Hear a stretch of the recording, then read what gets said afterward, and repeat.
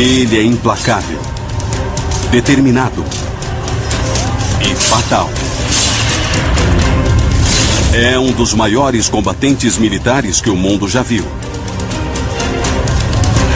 Estrategista brilhante, comanda homens que matam com prazer para ele e morrem por ele.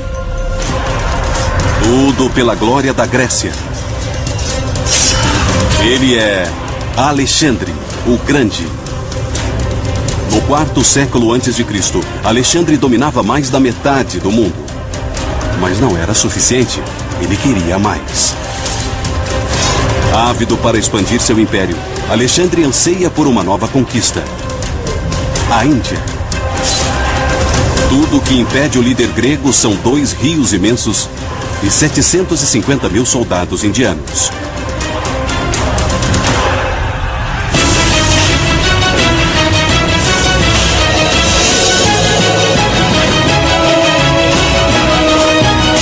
Batalhas antes de Cristo. Alexandre, o Senhor da Guerra. 331 anos antes de Cristo. Batalha de Gaugamela. Cerca de 50 mil gregos lutam contra seus eternos inimigos, os persas. Por centenas de anos, essas 2 superpotências derramaram sangue em batalhas.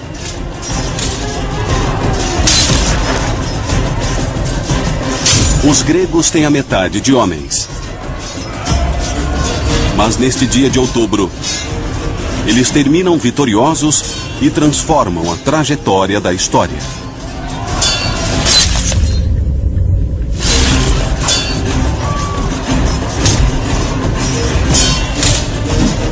Graças à brilhante tática do comandante de 25 anos, Alexandre, o Grande. Agora é a sua hora. Alexandre tem uma espécie de aura maior que ele. Ele é bonito, musculoso e extremamente carismático. Suas tropas praticamente o idolatravam. Em menos de 5 anos, ele conseguiu organizar um grande plano estratégico na Grécia para invadir a Pérsia e destruir o Império Persa. Em 5 anos ele conseguiu eliminar a oposição e finalmente foi capaz de forçar uma batalha terrível, onde hoje fica o Iraque, na Batalha de Gaugamela. Ele destruiu os últimos remanescentes do exército persa e pela conquista virou o imperador de toda a Pérsia. Há quem diga que a genética de Alexandre justifica sua grandiosidade. Acreditam que ele seja descendente de Hércules pelo lado do pai e de Aquiles pelo lado da mãe. Agora o império de Alexandre se estende da Grécia para o Egito, até o atual Afeganistão. Um dos maiores impérios do mundo. Mas o apetite de Alexandre pelo poder e glória é insaciável. 5 anos depois de derrotar os persas, ele está pronto para um novo oponente. Com seu exército de 32 mil homens, ele se posiciona na margem do rio Indo, pronto para a próxima conquista: a Índia. Foram 8 longos anos para Alexandre, que nem tinha 30 anos ainda. Agora, ele era imperador da Pérsia depois de derrotar o poderoso Império Persa em uma campanha muito sangrenta. Era o faraó do Egito. Nem precisou levantar a espada lá, eles desistiram. Agora ele ia bater na porta da Índia. De uma perspectiva geográfica e estratégica, o problema era que para chegar à Índia seria preciso atravessar 2 grandes rios, o Indo e o rio Hidáspes. Para a maioria dos exércitos, esses rios eram grandes demais para atravessar. Mas não para Alexandre, cuja perspicácia e planejamento são lendários. 2 anos antes, ele pediu para construtores de navios que fossem até a costa da Síria construírem barcos que pudessem levar suas tropas ao rio Indo. Quando Alexandre atravessa o rio Indo, ele se depara com o rei Ambi, líder de Taxila. Taxila é a capital do país de Punjab, que fica entre o rio Indo e o Hidáspes. Ambi tinha 2 opções. Podia lutar e ver sua cidade destruída e provavelmente ser enforcado. Alexandre era conhecido por fazer exibições de seus líderes oponentes em mortes lentas, dolorosas e muito públicas.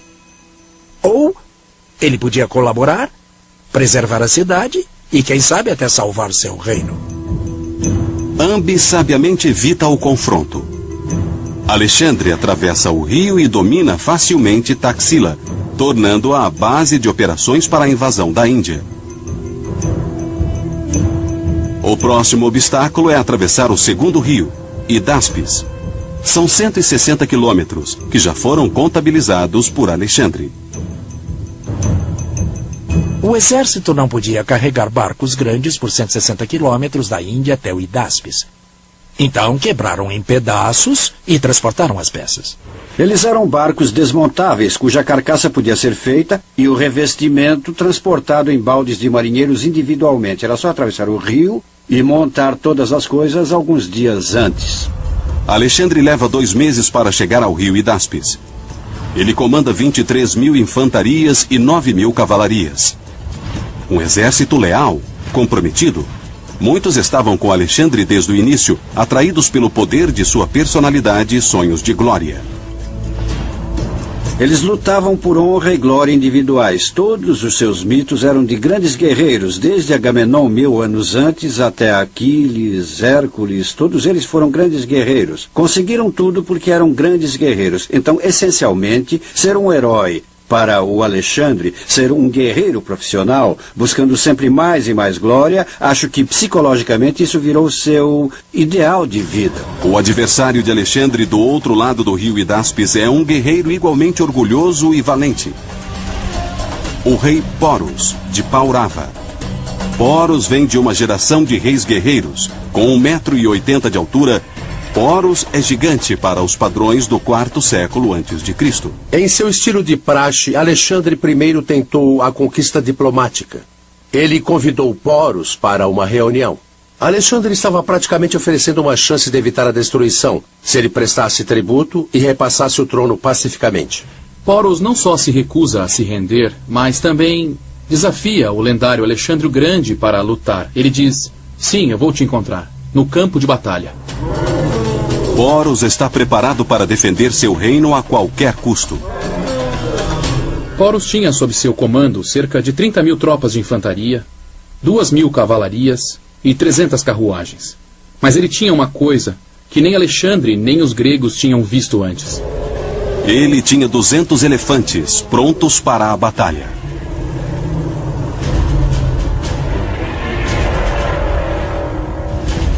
O elefante era um instrumento de guerra altamente desenvolvido no exército indiano. Levava cerca de 10 anos para treinar um elefante e eles eram muito bem treinados. Eles respondiam por nomes, eles respondiam por assovios e eles brigavam.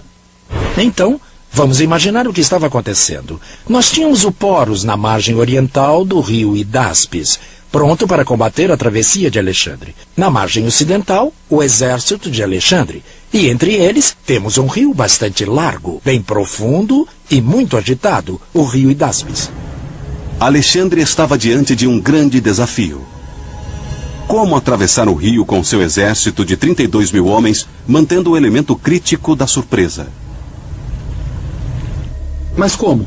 Bom, se ele passasse embaixo do nariz de Porus, suas tropas seriam mortas. O exército indiano facilmente os pegaria com as flechas no meio do rio.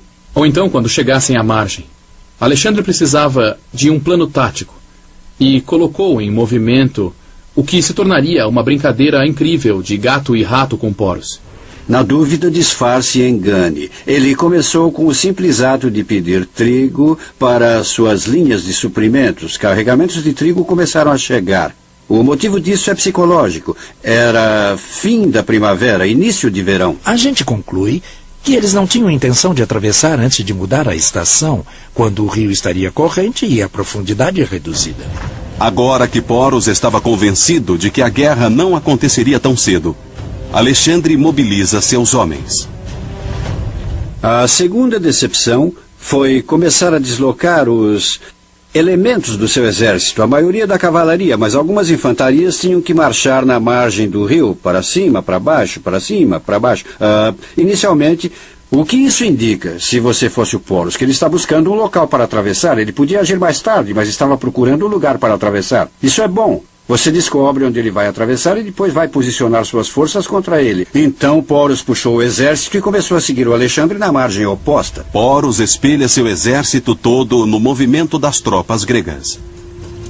Isso dura 1, 2 semanas. E Alexandre sempre volta para o campo até Porus concluir que isso era inútil. Sabe, ele podia estar procurando um ponto para atravessar, mas não tinha por que movimentar o exército todo para cima e para baixo. Então, em vez de fazer isso, Porus instala piquetes do outro lado do rio.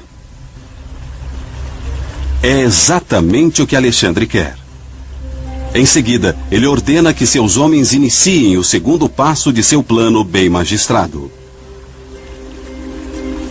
A missão deles, lançar fogo, fazer barulho e chamar a atenção dos outros toda a noite. O que Alexandre faz, de novo, é condicionar o exército de Porus ao barulho na margem do rio.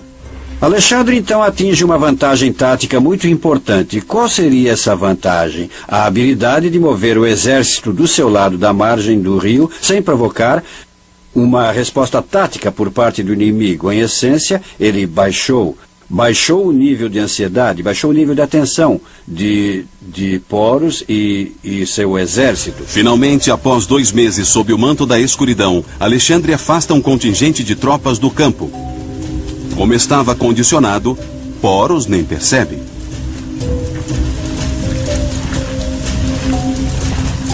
Alexandre nunca quis esperar para atravessar o rio. Tudo o que ele fez até esse ponto foi criar um cenário para atravessar o rio sem alertar os indianos. E, por isso, ele ganhou vantagem tática. É completamente brilhante. Ele já sabia exatamente onde atravessar e faria isso naquela noite. O que ele faz? Ele tem a ajuda de 10.000 infantarias e cerca de 6.000 cavalarias gregas e mais 1.000 arqueiros montados para se deslocar 28 quilômetros acima da margem. Mas Porus não seria o único a se surpreender. Para Alexandre, o rio Hidáspes também traria surpresas.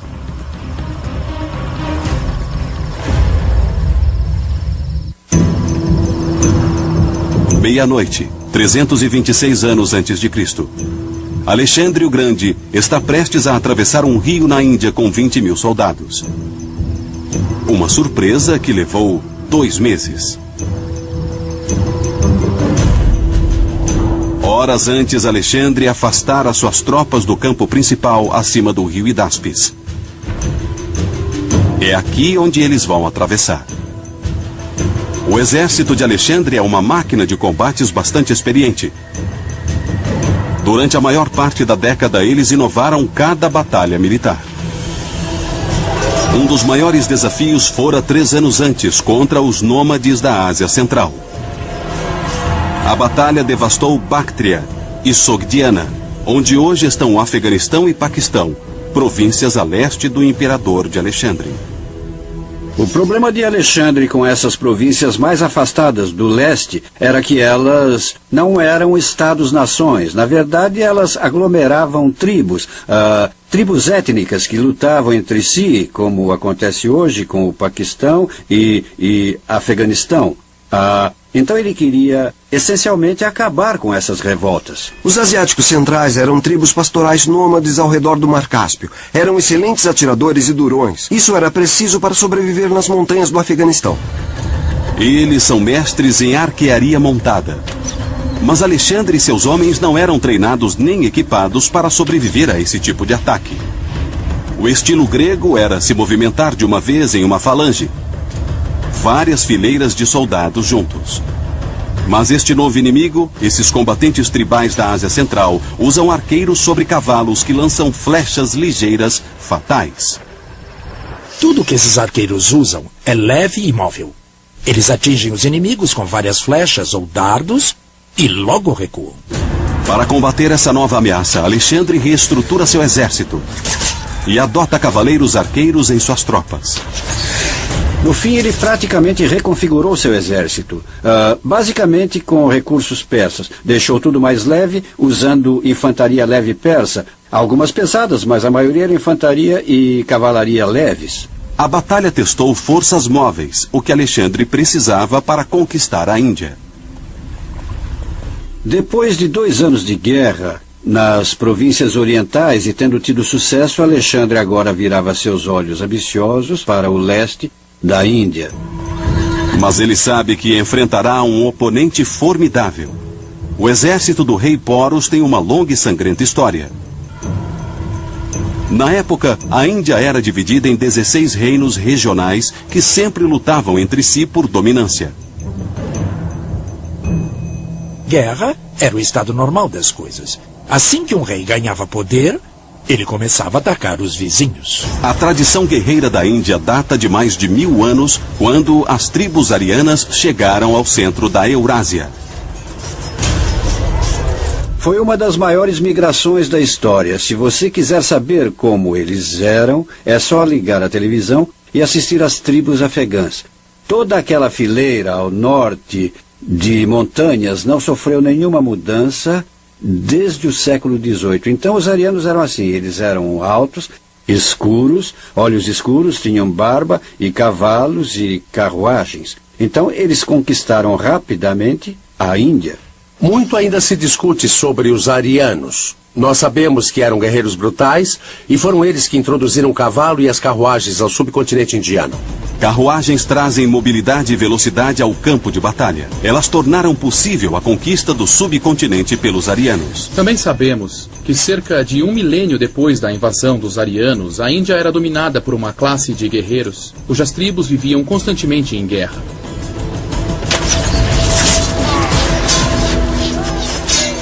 A Índia tinha muito ouro e depósitos de metais. Eles tinham recursos e habilidades para produzir armas sofisticadas como qualquer outro exército.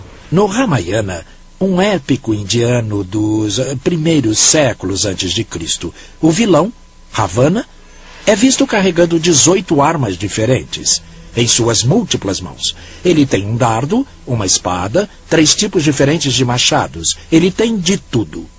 Esse arsenal representa o que vários exércitos indianos normalmente usavam naquela época. Os reinos antigos da Índia realmente aperfeiçoaram a arte da guerra. Uma arte que Porus dominava. Agora ele aguarda para defender a Índia contra seu mais novo invasor, Alexandre. Porus acredita que ele ainda tem tempo para descobrir quando Alexandre atravessará o rio. Mas está enganado. Alexandre está atravessando o rio agora, 27 quilômetros acima. 10.000 tropas gregas, 6.000 cavalarias pesadas e 1.000 cavaleiros arqueiros se jogaram no rio selvagem. Chovia, era madrugada e havia nuvens. Estava tudo preto. E eles mergulharam nessas águas violentas quase cegamente. Absolutamente assustador. A corrente agitada atinge os barcos frágeis dos gregos. Alguns soldados usam sacos de pele de cabra com palha para não afundar. Os cavalos nadavam atrás deles ou eram puxados pelas rédeas. E era noite. Atravessaram o rio de noite, uma manobra bem difícil. Pior, começou a chover. E o vento começou a soprar. Uma tempestade horrenda se iniciou e acabou sendo vantagem para o Alexandre, porque disfarçava o barulho deles e mantinha os piquetes de Porus escondidos. Alexandre está certo de que escolheu bem o ponto de travessia. Mas o que ele pensa ser a outra margem do rio, na verdade, é uma ilha que divide o rio. Ele atravessou o rio, ganhou a ilha, atravessou a ilha numa passagem estreita onde podia esconder suas tropas de Porus e, para seu desespero, descobriu que não era a outra margem, não era a outra margem, era só outra ilha. Escondidos na primeira ilha, eles descobrem outra ilha. Os gregos ainda têm mais 2 travessias pela frente. E o tempo está acabando. Alexandre cometeu um de seus poucos erros nessa vez. Quando ele localizou o ponto de travessia, não enviou nadadores até lá. Ele só viu uma ilha e a margem atrás. Acontece que o que ele viu não era a margem, mas outra ilha. Ele disse, meu Deus, o que vamos fazer? era muito fundo, então eles andaram para cima e para baixo até acharem um local para atravessar onde a água ficasse no peito. Eles atravessaram com a água no peito, nadando, carregando o equipamento para outra ilha e finalmente para outra ilha. Pela manhã, molhados, famintos e com frio, eles chegaram à outra margem. Em pouco tempo, os piquetes se organizaram e mandaram um recado para o Poros. O Alexandre conseguiu atravessar o rio e está vindo em sua direção. Agora Poros tem um dilema. Seu mensageiro disse que Alexandre atravessara o Hidáspes. Porém, do outro lado do rio, tinha uma grande tropa grega. Alexandre sabiamente dividira suas tropas na noite anterior. Cerca de 15 mil atravessaram o rio, mas 12 mil ficaram no campo. Isso é chamado de força de aprisionamento. Manteve o Poros parado sem ter ideia se o Alexandre iria atacar mesmo ou então desviar. Seria um desvio de tropas. E a força principal atravessaria o rio para pegar o Poros junto das tropas? Ou seria o ataque principal? Diante deste dilema, Poros toma uma decisão. Ele envia uma pequena força militar para confrontar os gregos que atravessaram o rio. Mantendo sua força principal parada, ele praticamente se limitou a pensar que a força principal dos gregos ainda estava à sua frente, bem do outro lado do rio, e a que estava vindo era uma pequena força. Poros envia apenas 2.000 das 4.000 cavalarias pesadas e 200 das 300 carruagens a norte para encontrar o inimigo. Esta força era comandada pelo filho de Poros, também chamado Poros. Ao mesmo tempo, Alexandre reúne seus homens exaustos em direção ao sul, liderando a cavalaria pesada. Atrás deles estão os cavaleiros arqueiros asiáticos e, em seguida, a infantaria. Mas assim que Alexandre visualiza a cavalaria e carruagens de Poros, ele para. E, sob a imensa pressão do campo de batalha, reconfigura suas tropas na hora. Alexandre é brilhante para saber exatamente como e quando mudar seu ataque ou defesa a qualquer momento. Ele viu como o exército de Poros estava configurado e imediatamente recuou sua cavalaria pesada. Cavalaria pesada contra carruagens e mais cavalaria pesada não lhe dava a melhor das vantagens. Seria melhor taticamente enviar a cavalaria leve para lutar e tentar parar o movimento do exército. Foi o que ele fez. Ele enviou os cavaleiros arqueiros iranianos, um truque que ele aprendeu lutando contra esse mesmo povo, nas conquistas a leste do Império Persa. A cavalaria leve de Alexandre colide com a pequena força militar de Poros. E assim, a Batalha do Rio Hidáspes se inicia.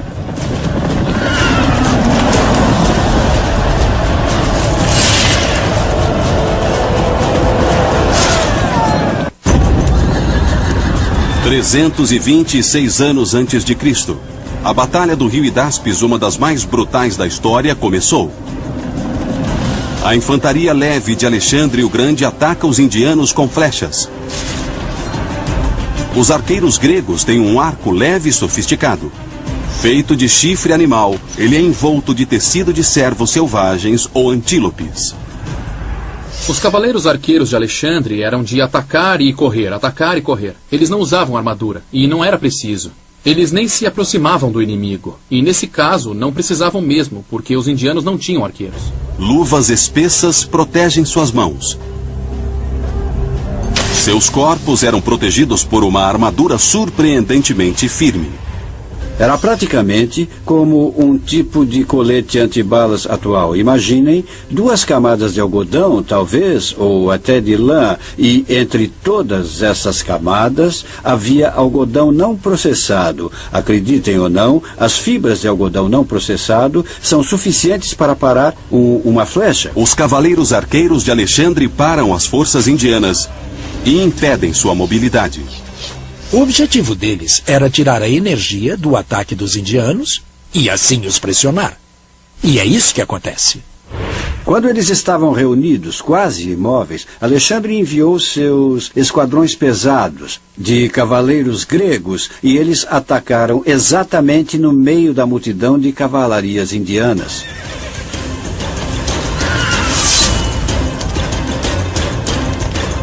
O copes foi criado para abate. Ele tem uma lâmina inclinada para dar o máximo de impacto em um ataque por baixo. Uma vez instrumento de açougue, funciona bem com carnes e inimigos. Os arqueiros indianos lançam uma torrente de flechas contra as tropas de Alexandre. Mas um pequeno escudo de madeira, coberto de bronze, protege as tropas gregas. As flechas indianas cumprem seu papel, mas as condições do campo de batalha favorecem Alexandre. A chuva do dia anterior transformou o campo de batalha em pura lama. As carruagens pesadas não conseguiam manobrar suas rodas de ferro. São totalmente inúteis na lama. Os indianos estão em menor número e menos equipados. Cerca de 500 cavaleiros indianos são mortos.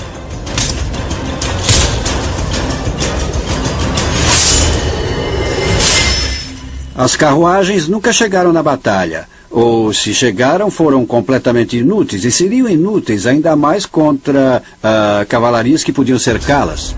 Entre os mortos está o jovem Poros.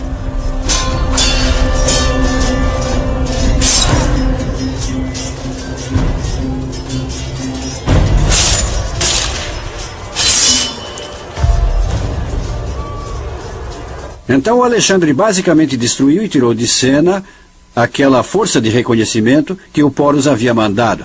Os sobreviventes recuaram para o campo de Poros. Eles contaram que seu filho estava morto e que Alexandre estava liderando as tropas principais. E que estavam a caminho. Agora, Poros entende que o contingente grego do outro lado do rio era apenas uma força fixa para paralisá-lo. Nesse momento, Poros faz o seguinte. Ele ainda corre o risco de um ataque pelo rio. Então, ele deixa uma retaguarda ali para se defender do ataque, caso ele aconteça. Então, ele tira o resto do exército do campo e começa a se deslocar para cima, ao encontro de Alexandre. 3 horas depois, eles param em um certo ponto.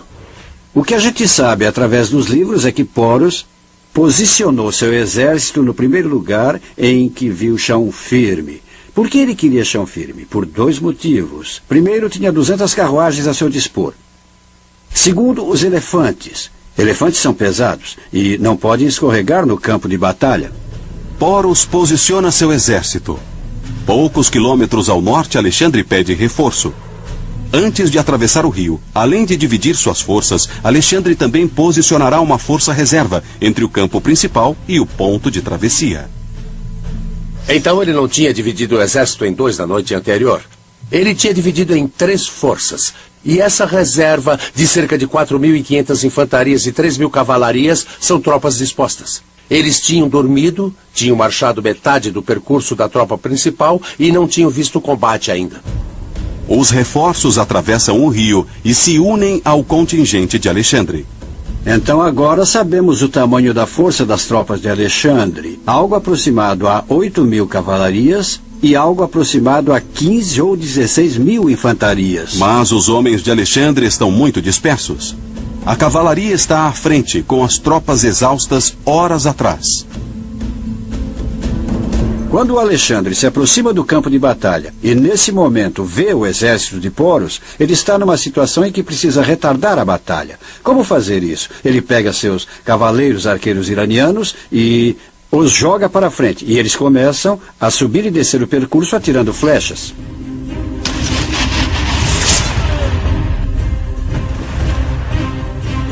Esta é a hora em que Poros devia ter atacado. Talvez não estivesse pronto. Talvez ele não estivesse em seu momento mais agressivo. Não sabemos.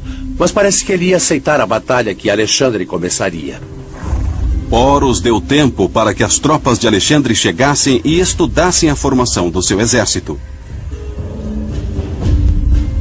À frente, uma fileira de 200 elefantes de guerra. Atrás dos elefantes, uma fileira ainda maior de 30.000 tropas. E em cada ponta, uma brigada de 1.000 cavalarias para proteger os flancos. A infantaria de Alexandre tinha metade de homens. Então, melhor era fazer uma luta de cavalarias em vez de infantarias. Tem um problema. Elefantes. O historiador romano Cúrcio descreve a cena. As bestas estavam posicionadas entre fileiras de homens armados, a uma distância gigantesca, enquanto o próprio Poros quase excedia o tamanho da estatura humana. A besta em que estava montado parecia aumentar sua altura. A cavalaria macedônia nunca tinha visto tantos elefantes. Agora, os combatentes individuais não eram tanto problema, eram os cavalos. Os cavalos não conheciam aqueles elefantes e o cheiro, som e visão deles apavoraram a cavalaria macedônia. Alexandre precisa rever seu plano tático para usar a cavalaria efetivamente. Ou esta batalha, sua melhor chance de conquistar a Índia, será perdida.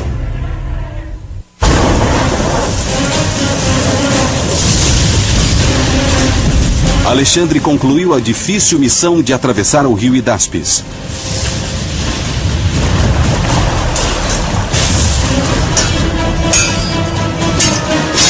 Ele derrotou uma pequena força indiana.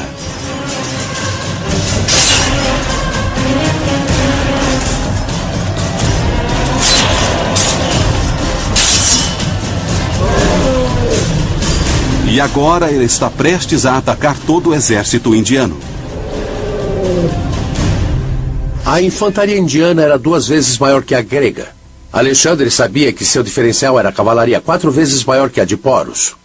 Então agora o jogo era como lutar uma guerra que não é a da infantaria. Alexandre tinha uma habilidade fenomenal de ler rapidamente um campo de batalha e formular uma estratégia para ganhar vantagem. Alexandre posiciona seu esquadrão de 4.000 cavalarias na direção do flanco esquerdo de Poros. Poros tem apenas 2.000 cavalarias. 1.000 em cada ala. Poros ordena que sua cavalaria à direita troque de posição e fique atrás da linha de combate para reforçar a ala esquerda. Este era o erro que Alexandre esperava. Agora Alexandre pede para que Quenos, um dos seus comandantes de 2.000 cavalarias que se direcionavam para o flanco esquerdo de Poros, troquem de direção e ataquem o lado direito, indefeso. Os 2.000 cavaleiros chegam na ala direita. Não tem ninguém para lutar. Eles avançam e se posicionam atrás dos indianos. É uma situação bizarra elaborada pela tática brilhante de Alexandre. Enquanto Quenos e 2.000 cavalarias se posicionam atrás dos indianos, Alexandre dá ordens para que os arqueiros bombardeiem a cavalaria indiana com tiros e tiros de dardos fatais. Então, Alexandre guia sua brigada de elite de 2.000 cavalarias furiosamente, direcionando-se para a direita, passando pelo flanco esquerdo de Poros. Poros faz o que qualquer comandante faria. Ele tenta expandir seu flanco esquerdo. Então ele pegou a ala esquerda e pediu para se reposicionarem mais para o lado esquerdo. Eles saíram de posição, se posicionaram para marchar e começaram a se deslocar para a esquerda para evitar o cerco. Com os indianos marchando para a esquerda e Quenos em movimento, Alexandre muda de direção novamente. Em vez de envolver o flanco esquerdo de Poros, de repente, ele vira para dentro e corta a ponta esquerda do corpo principal do exército. Ao mesmo tempo, Quenos, que havia percorrido todo o campo de batalha, chega onde chamamos de centro de gravidade, ou o ponto crítico da batalha. E bang! Ataca a ala esquerda do exército de Poros. Agora, Poros está exatamente onde Alexandre queria. Sua ala esquerda está rachada, a cavalaria destruída. O Alexandre sempre parecia, em qualquer batalha que lutava, ele sempre parecia estar no ponto crucial, onde a tática mudava. O ponto crucial, onde em vez de ir para fora, vinha para dentro. Onde atravessava a lacuna, em vez de ir por fora. Como fazer isso e, ao mesmo tempo, auxiliar seus homens, é um talento raro. Agora Alexandre desloca sua infantaria pesada contra o meio do exército. Mas Poros não desiste. Ele manda os arqueiros atacarem. O arco indiano tem 2 metros de bambu forte e flexível. Para estendê-lo totalmente, o arqueiro deve firmá-lo no chão e segurar com o pé. O tamanho enorme resulta em uma força inigualável.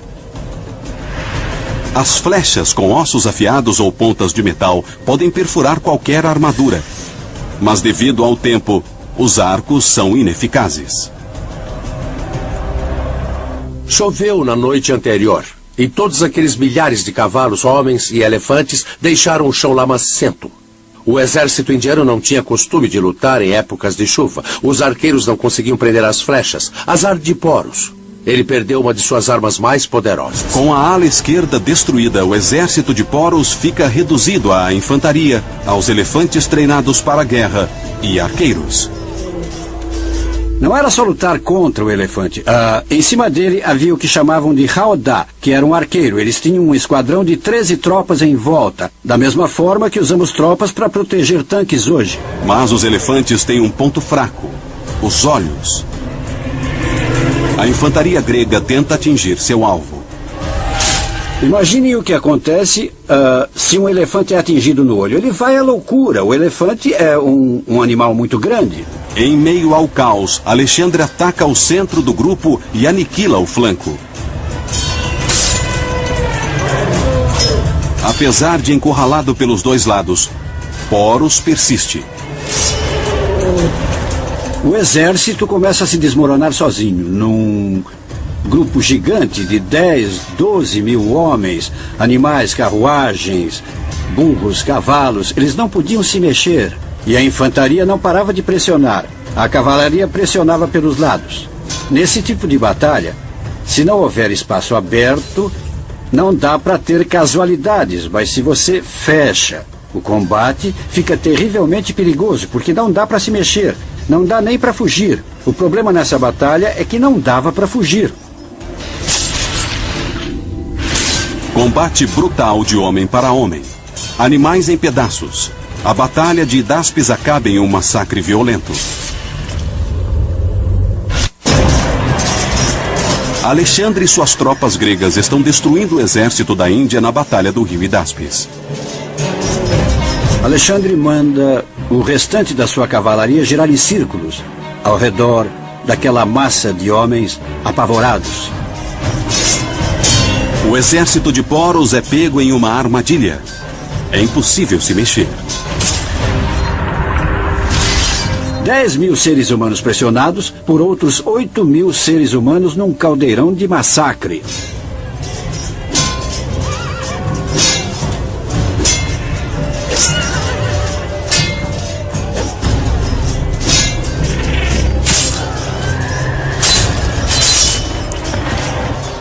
Os gritos de animais, os barridos de elefantes machucados, por exemplo, o relinchar de um cavalo em dor. Lembrem que se alguém caísse, se um cavalo escorregasse no chão ou acabasse se machucando, ou se por acaso um homem caísse do cavalo, estariam mortos.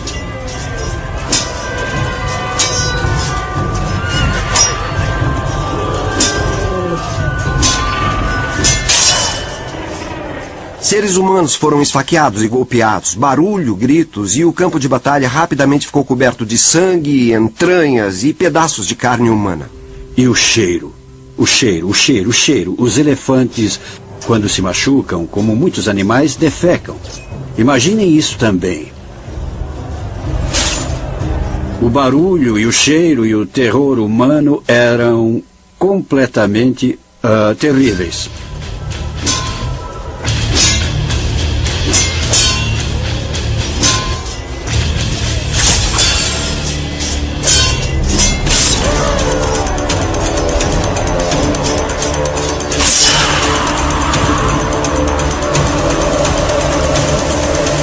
Cerca de 7 horas após o início da batalha, o exército de Poros está praticamente destruído.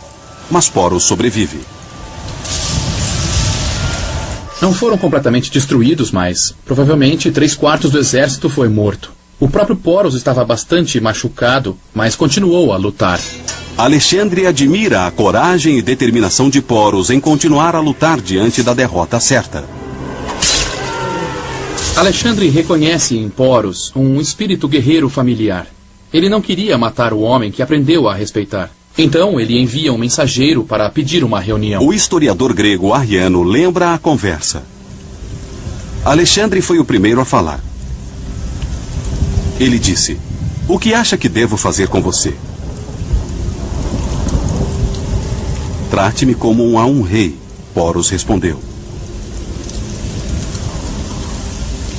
Alexandre fica tão impressionado com a dignidade e compostura de Poros que decide deixá-lo como rei e manter seus territórios e súditos. No final das contas, Alexandre, na Batalha do Rio Hidáspes, mostrou sua tática brilhante. Era um cara que lia o campo de batalha. Ele tinha o que Napoleão gostava de chamar de coup d'œil, ou golpe de visão. Olhando o terreno, observando a posição das forças, ele é capaz de organizar rapidamente, nesse caso, um plano tático para a sua própria vantagem. Com a vitória em Hidáspes, Alexandre o Grande deu seu primeiro passo na fronteira da Índia. Mas também é seu último. Conforme ele avança no país, vários estados aglomeram suas tropas e se unem contra o invasor. Na próxima batalha, Alexandre é confrontado por 300.000 tropas indianas. Na tentativa de conquistar a Índia, ficamos com a sensação de que a análise de inteligência estratégica de Alexandre não foi tão boa quanto no passado, porque qualquer visão razoável do que acontecia na Índia na época nos levaria à conclusão de que seria uma missão militar quase impossível para um exército pequeno de gregos. Agora, os homens de Alexandre percebem que o objetivo de seu líder se tornou uma missão suicida. Eles têm lutado arduamente e a revolta está no ar. Ele tentou convencê-los a continuar. Ele era inspirador, suas tropas eram leais, mas elas não aguentavam mais. Alexandre, em constante harmonia com seus homens, acaba cedendo à vontade das tropas e se direciona ao sul, de volta à Babilônia, onde hoje fica o Iraque. Mas sua aventura no Oriente pode ter lhe custado a vida. O mais provável é que ele tenha morrido de malária na Babilônia. Segundo a história diz, ou ao menos os livros dizem, porque ele era considerado o faraó do Egito. O corpo dele foi enviado ao Egito, onde foi embalsamado e colocado em um caixão de cristal. Alexandre o Grande, um dos estrategistas militares mais brilhantes da história, morreu aos 33 anos. O conquistador da maior parte do mundo de hoje. Sua história e liderança continuaram a inspirar grandes militares da história. Durante a Primeira Guerra do Golfo de 91, o general Norman Schwarzkopf destacou uma página do livro de Alexandre o Grande sobre suas estratégias militares. Com Alexandre, o general Norman essencialmente simulou um ataque principal nas forças do Iraque que ocupavam Kuwait no sul. Mas suas tropas principais, tanques modernos, cavalarias pesadas, se deslocaram centenas de quilômetros a oeste, até o flanco direito dos iraquianos. É a estratégia de Alexandre, destruir totalmente o exército iraquiano. A guerra da Operação Tempestade do Deserto terminou em 100 horas.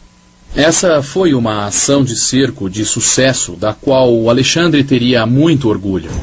Alexandre o Grande lutou por mais de 11 anos e 30.000 quilômetros, sem nunca perder uma batalha. Ainda assim, ele não parecia satisfeito.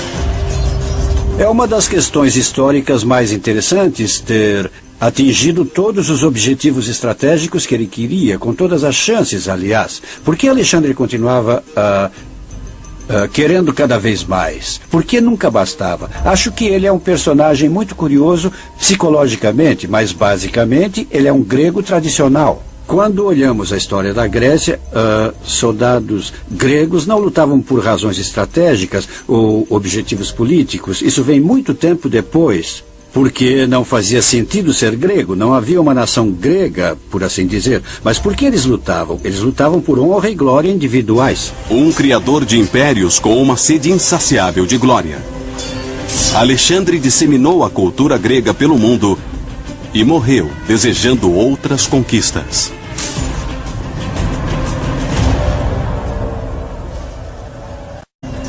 5 anos depois de derrotar os persas, ele está pronto para um novo oponente. Com seu exército de 32.000 homens, ele se posiciona na margem do rio Indo, pronto para a próxima conquista. A Índia. Foram 8 longos anos para Alexandre, que nem tinha 30 anos ainda. Agora, ele era imperador da Pérsia depois de derrotar o poderoso Império Persa em uma campanha muito sangrenta. Era o faraó do Egito. Nem precisou levantar a espada lá, eles desistiram. Agora ele ia bater na porta da Índia. De uma perspectiva geográfica e estratégica, o problema era que para chegar à Índia seria preciso atravessar dois grandes rios, o Indo e o rio Hidáspes. Para a maioria dos exércitos, esses rios eram grandes demais para atravessar. Mas não para Alexandre, cuja perspicácia e planejamento são lendários. 2 anos antes, ele pediu para construtores de navios que fossem até a costa da Síria construírem barcos que... Ele é bonito, musculoso e extremamente carismático. Suas tropas praticamente o idolatravam. Em menos de 5 anos, ele conseguiu organizar um grande plano estratégico na Grécia para invadir a Pérsia e destruir o Império Persa. Em 5 anos, ele conseguiu eliminar a oposição e finalmente foi capaz de forçar uma batalha terrível, onde hoje fica o Iraque, na Batalha de Gaugamela. Ele destruiu os últimos remanescentes do exército persa e, pela conquista, virou o imperador de toda a Pérsia.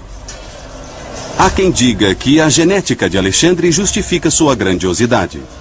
Acreditam que ele seja descendente de Hércules pelo lado do pai e de Aquiles pelo lado da mãe.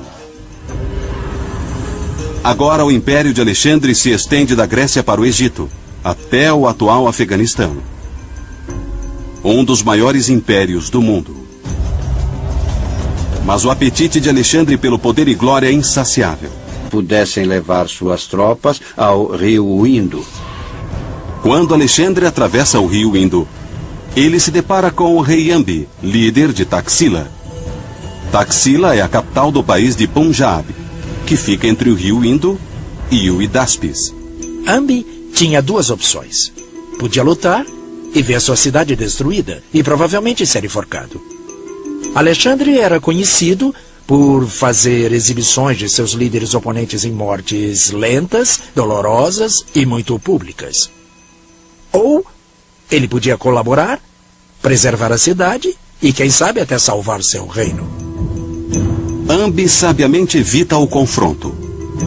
Alexandre atravessa o rio e domina facilmente Taxila, tornando-a a base de operações para a invasão da Índia. O próximo obstáculo é atravessar o segundo rio, Hidáspes. São 160 quilômetros, que já foram contabilizados por Alexandre.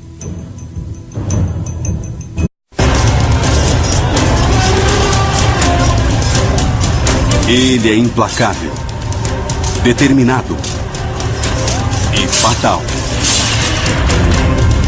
É um dos maiores combatentes militares que o mundo já viu. Estrategista brilhante, comanda homens que matam com prazer para ele e morrem por ele. Tudo pela glória da Grécia.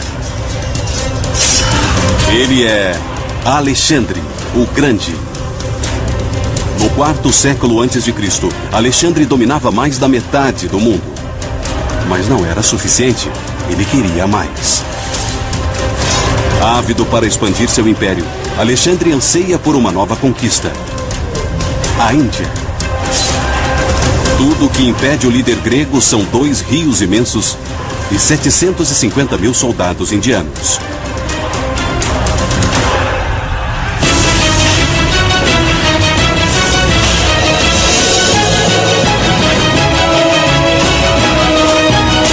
Batalhas antes de Cristo. Alexandre, o Senhor da Guerra. 331 anos antes de Cristo. Batalha de Gaugamela. Cerca de 50 mil gregos lutam contra seus eternos inimigos, os persas. Por centenas de anos, essas 2 superpotências derramaram sangue em batalhas.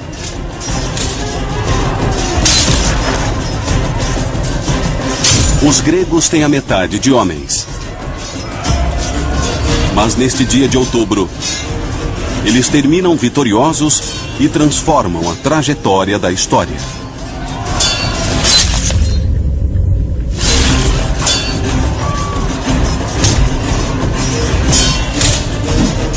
Graças à brilhante tática do comandante de 25 anos, Alexandre, o Grande.